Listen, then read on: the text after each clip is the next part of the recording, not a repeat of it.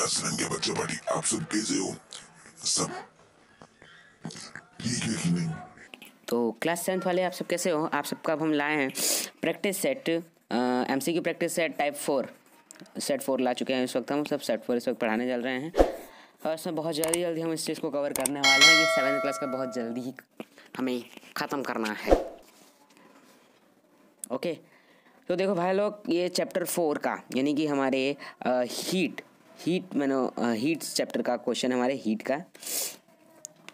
Okay, ये heat chapter का हमारे क्वेश्चन है, लेकिन इसमें हमारी पेन काम ही नहीं करती है। हीट चैप्टर का क्वेश्चन है तो इसमें हीट, अच्छा 80, चलो हीट, 1 मिनट किधर गया, यस हीट। हाँ चलो, अगर आपको वीडियो पसंद आए तो सब्सक्राइब जरूर करना, लेकिन उससे पहले सब्सक्राइब मत करना। अगर वीडियो पसंद आए तब सब्सक्राइब करना, ठीक है? ये मेरी सही बात है, कोई यूट्यूबर ऐसा नहीं कहता है। चलो, when matter gets a warner, the atoms and molecules in that matter, sorry, यानी कि when matter gets warner, the atoms and molecules in that matter, इसे कहना, इसका ये मतलब इसका क्या कहते हैं कि मूव फास्टर होगा, कैन नॉट से होगा, कि स्टैंड स्टिल होगा, कि मूव स्लोअर होगा। यानी कि व्हेन मैटर गेट्स वार्नर, यानी matter gets warmer the atoms molecule, जो एटम के मॉलिक्यूल है इन दैट मैटर, तो क्या होगा उस वक्त सिस्टम में हमारे क्या हो जाएगा, सिस्टम करप्टेड हो जाएगा। ऐसा कुछ नहीं होने वाला। देखो भाई लोग, इसका आंसर हमारा मूव फास्ट हो जाएगा, क्योंकि बहुत तेज़ हो जाएगा, उसकी गति जो है बढ़ जाएगी। अगर हम अपने सेकंड क्वेश्चन में आंसर दे तो higher temperature of the body is the kinetic energy of the molecules of that body, क्या होगा? यानी कि higher temperature of the body, यानी कि कोई बॉडी हाई टेम्परेचर बॉडी है, is the kinetic energy blank is the kinetic energy of the molecules that body, क्या होगा? यानी कि higher temperature of the body है तो higher is the kinetic energy of the molecules that body, यानी कि इसका आंसर क्या हो जाएगा? हमारे ब्लैंक पे क्या लिखा जाएगा? हम ब्लैंक पे अपने लिख सकते हैं यहाँ पर हायर। चलो आगे चलते हैं। At right, how do the temperatures of land and water compare, क्या होगा? अरे यार देखो, at right how do the temperature of the land and water compare, यानी कि आप मतलब रात के समय में, at night how the temperature, यानी कि क्या कहते हैं, ज़मीन का टेम्परेचर और वाटर का टेम्परेचर कंपेयर करने की क्या होगा? समान होगा, अलग होगा, कि वाटर गर्म होगा, कि लैंड गर्म होगा, कि डिपेंडेंट करता है on the type of land? बताइए क्या होगा? देखिए भाई लोग, जब रात के समय में क्या होता है, आप तो सी ब्रिज और लैंड ब्रिज पढ़े ही होंगे ना। देखो, रात के समय में धरती क्या हो जाती है, ठंडी हो जाती है, और पानी जो होता है गर्म हो जाता है, वो गर्म होने लगता है, ठीक है? तो हमारा आंसर वाटर इज वार्नर होगा। आगे चलते हैं। The freezing point of water is क्या होगा? The freezing point of water यानी कि वाटर के जमने का फ्रीजिंग पॉइंट क्या होता है? 0 डिग्री सेल्सियस। सबको बच्चा जानता है यार, क्लास 7 से पढ़ते आ रहे हो आप सब। सॉरी, क्लास 7 में हो ही, क्लास 6 से पढ़ते आ रहे हो यार। चलो 5 में पढ़े ही होगे। अपने आगे वाले क्वेश्चन में stainless steel the pans of the, यानी कि stainless steel pans are usually provided with the copper bottoms, the reasons of for this could be that, क्या होगा इसका आंसर? इसका आंसर हमारा क्या होगा? यानी कि the stain steel pans are use provide to the copper bottoms, the reason that could be, क्योंकि कॉपर बॉटम के क्यों होते हैं उसके? क्योंकि कॉपर जो होता है वो बहुत ही मतलब copper is a better conductor of heat that the stainless steel, यानी कॉपर जो है होता है वो बेटर कंडक्टर होता है, यानी कि वो कंडक्ट कर सकता है हीट को, यानी कि बेटर कंडक्टर होता है। तो हमारे इसका आंसर हो जाएगा ए, पहले ही नंबर में ए आंसर हो जाएगा, ठीक है? अब आगे चलते हैं अपने क्वेश्चन के। बॉडीज ट्रांसलेटिंग हीट विया रेडिएशन, अब इसका आंसर क्या होगा? देखो, बॉडी ट्रांसमिटिंग हीट विया रेडिएशन, तो इसका हमारा आंसर हो जाएगा, यानी कि do not require any medium make heat travels on the direction only, कि सॉलिड्स ओनली, कि आर लिक्विड्स ओनली। तो देखो, do not require any medium, यानी कि इसका कोई ऐसा वैसा कुछ बात इसमें है नहीं। Do not require any medium, यानी कोई इसका मीडियम में कुछ होगा भी नहीं, चक्कर भी नहीं पड़ना हमें इसके मीडियम में, ठीक है? 1 मिनट जरा बना के एक बार देखूँ यार प्लीज़। ऐसे फिर ऐसे, नहीं ये बहुत बेकार लग रहा है।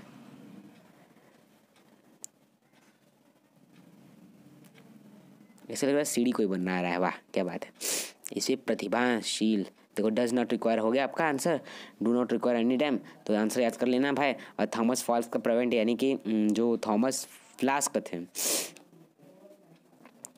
ये एक नाम है। A thermos flask prevents a loss और गेन ऑफ हीट बाय, तो इसका आंसर हमारा क्या हो जाएगा, हीट और लॉस बाय क्या हो जाएगा, conduction only, convection only, radiation only. क्योंकि जो यानी कि थॉमस फ्लैक्स प्रिवेंट लॉस और गेन ऑफ हीट, यानी कि जब गर्म हो, जब ज़्यादा होता है हीट और जब कम होता है तो कंडक्शन ऑफ ओनली, कन्वेक्शन भी होता है, रेडिएशन भी होता है, यानी कि ऑल द अबव, यानी कि पूरा होता है। तो हमारा ऑल द अबव करेक्ट हो जाएगा। ठीक है, चलो आगे चलते हैं। The clinical thermometer was a making from 35 degree Celsius to क्या हो जाएगा, यानी कि clinical thermometer has a marking from 35 degree Celsius टू 42 डिग्री सेल्सियस। देखिए 42 डिग्री सेल्सियस। अब मार्बल टाइल्स वुड, अच्छा sorry, a marble tiles would feel the cool and as compared her wooden tiles of the winter morning because the marble tile, यानी कि marble tile wood feel good as compare to, यानी जो marble tile होता है वो good feel होता है, यानी कि tile wood feel the good compared, यानी कोल्ड कंपेयर, यानी थोड़ी ठंडा, cold as compare to wooden title, यानी कि मार्बल टाइटल और एक लकड़ी का टाइटल, एक मार्बल का शील्ड मतलब मार्बल का टाइल्स ले लीजिए और एक वुडन का टाइल ले लीजिए, वुडन की लकड़ी ले लीजिए। Winter morning because the marble tiles, यानी कि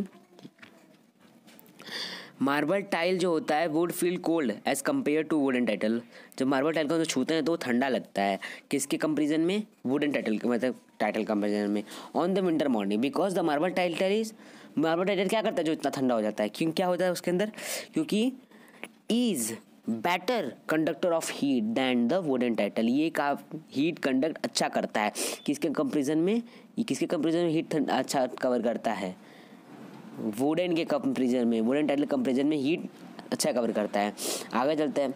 ventilation in the room is due to, ventilation is the room is due to क्या हो जाएगा, कन्वेक्शन, कंडक्शन, रेडिएशन की, रेडिएशन की दोनों सब हो जाएगा, पता नहीं क्या हो जाएगा, देखो क्या होता है, कन्वेक्शन हो जाएगा।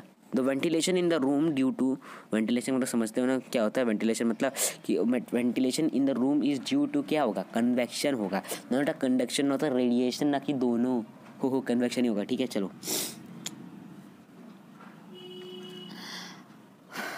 देखो भाई लोग, इस वक्त मैंने बहुत मस्ती करनी कम कर दी है, इसीलिए मैं अपने बात के पॉइंट में आता हूँ, पॉइंट में आते ही पॉइंट में घुसेड़ देता हूँ अपनी बात को। देखो, beggar was the warped himself with the layers of the newspaper the cold night now is this help him to keep the volume, देखो the beggar warped himself with the failures of newspapers on a cold winter nights, this helped him to keep himself warm because, देखो क्या होगा इधर, बोलने का अर्थ है, पहले बार देख लो इसका बोलने का, इसका क्या अर्थ हो रहा है।